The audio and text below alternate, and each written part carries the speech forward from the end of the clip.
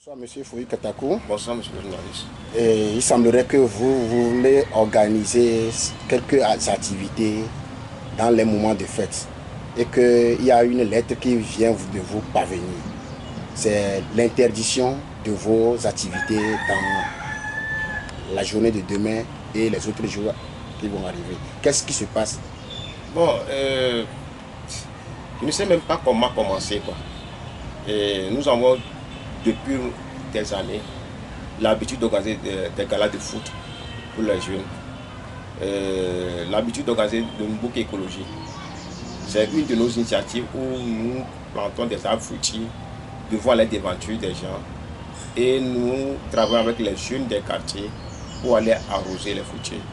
Pendant ces moments de fête, comme d'habitude, comme dans notre tradition, nous essayons d'occuper les jeunes de nos quartiers. Et nous avons constaté qu'il y avait certains jeunes frères qui étaient sombrés dans la délinquance, etc. Donc, les jeunes qui sont actuellement dans le quartier, nous nous sommes décidés qu'on ne va plus les laisser à eux seuls. On va essayer d'être un peu des grands frères pour eux, pour les canaliser. Donc, on a dit OK. Et on ne peut que les canaliser qu'avec ce qu'ils aiment et qu'avec des enjeux de l'heure. Et un des enjeux de l'heure, pour nous, est la lutte, est le réchauffement climatique. Et dans les cours de ces jeunes-là, on les apprend l'importance de planter des arbres, etc. Donc pour nous, l'idée de planter des arbres fruitiers dans le quartier et de travailler avec les jeunes, c'est de les amener à comprendre véritablement l'enjeu du changement climatique et après bénéficier des fruits des arbres fruitiers. Parce qu'actuellement dans le quartier, nous avons planté plus d'une vingtaine de cocotiers. Nous avons planté des manguiers, des corosoriers, des citronnés, etc. Donc, le 23 et le 24, nous avons lancé une série d'activités qui est, on va simplement arroser les arbres que nous avons plantés, avec les jeunes. Ce sont les jeunes qui ont planté les arbres dans le quartier. Donc, on a dit qu'on va planter les arbres fruitiers. On va arroser les arbres fruitiers, on va enlever les mauvaises herbes. L'idée, c'est quand on fait ce travail-là, les riverains chez qui on a planté les arbres fruitiers ont le courage de les entretenir parce que nous, on les a plantés gratuitement, on vient encore les entretenir, donc pourquoi pas eux-mêmes ne vont pas continuer par les entretenir. Donc on a dit que ces arbres-là représentent quoi? La C92 originelle dans notre cœur. Donc pour nous, aller arroser la C92, aller arroser les arbres-là, veut dire que nous sommes en train d'arroser l'arbre de la C92 qui est dans notre cœur, qu'on ne peut pas l'enlever. Donc c'est juste une métaphore pour nous. Et le 24, on a dit qu'on va faire le gala de foot. Et après le gala de foot, avant le gala de foot, on va faire concours de lecture. Et qu'est-ce qu'on a demandé que les jeunes lisent? C'est les 3 couplets de l'hymne national, plus le préambule de la constitution originelle. C'est-à-dire amener les jeunes à s'imprégner de l'histoire de leur pays, amener les jeunes à s'imprégner de ce document historique du Togo. Est-ce un problème? Bon, les jeunes étaient venus chez moi hier à 14 h, on attendait les autres, on dit qu'au 14h30 on va commencer. Bon, moi j'allais prendre quelques outils chez certaines personnes à côté et je reçois un appel. Une dame m'appelle, me dit bon, on a appris que vous organisez une activité et que les activités sont interdites. Quoi? Les activités interdites, comment? Vous m'appelez au téléphone, cherchant à m'interdire l'activité.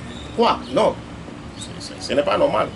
Et envoyez-moi une note pour me notifier que effectivement vous avez interdit la chose. Que moi je ne peux pas accepter cette interdiction-là. Que après bon, il a dit ok. Après 10 minutes, le commissaire de Didjolé m'a appelé, me disant que bon, c'est comme ça qu'on a lancé une série d'activités et qu'il est interdit. Je dis non, monsieur le commissaire, est-ce que vous êtes en train de me dire que pour arroser les arbres fruitiers, les arbres que nous avons plantés nous-mêmes, pour lutter contre le réchauffement climatique, nous allons demander de l'autorisation? Monsieur le commissaire, est-ce que vous êtes en train de me dire que les jeunes jouent de football, les ballons que nous allons offrir aux jeunes, elles présents là-bas pour les canaliser, que nous allons demander de l'autorisation pour ce qui se fait déjà dans les rues? Il a dit que non, on a déjà interdit, et puis bon, il m'a rapproché au nez. Ok. Bon, nous, hier, on a dit on peut pas, pour question d'arrosage des arbres fruitiers là, on ne peut pas assurer ça. S'il veut nous arrêter, parce qu'on est en train d'arroser les arbres fruitiers, qu'ils viennent quoi. Avec plus d'une vingtaine de jeunes, on est parti arroser les arbres fruitiers. Et pour la sécurité des jeunes, je me suis dit aujourd'hui que bon, on va arrêter, on ne va pas aller faire le gala aujourd'hui.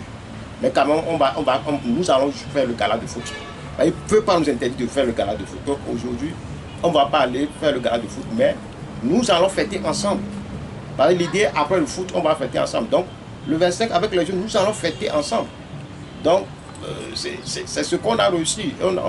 Et quand j'ai eu la lettre, j'ai partagé ça pour faire montrer aux gens le pays dans lequel nous sommes. Parce que, et à la rue vont les choses, on risque d'aller prendre l'autorisation pour pouvoir respirer.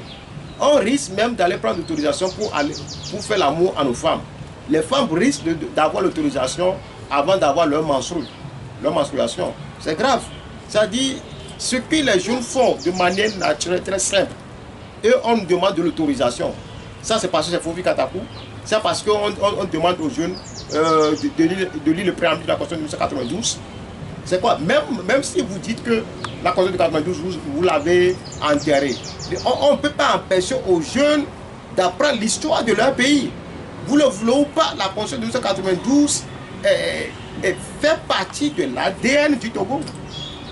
Donc, l'hymne national. Donc, l'hymne national devient un problème. Guy Marius Sagna a demandé de chanter l'hymne national. On a frappé Guy Marius Sagna. Donc, on demande simplement aux jeunes de lire l'hymne national. Les quelques couplets là, on demande aux jeunes de lire, faire concours sur ça. C'est ça qui crée un problème. On ne comprend pas. Et à cette allure où vous avez un mouvement qui est en train de faire ce travail remarquable avec les jeunes du quartier là, et vous, ce que vous voulez, la motivation c'est d'interdire. C'est ça? Et vous pensez que c'est ça qui va avoir la cohésion sociale? Normalement, je dis, nous, on devait nous primer. Le club nous doit avoir un prix au Togo. Pas le travail que nous sommes en train de faire avec les jeunes. Pas le travail, pas les arbres fruitiers que nous sommes en train de planter. Quand vous rentrez dans notre quartier, vous allez voir la plupart des arbres fruitiers, les cocotiers qu'on a plantés. Ce sont des choses qu'on peut encourager en termes de développement communautaire, en termes d'action communautaire.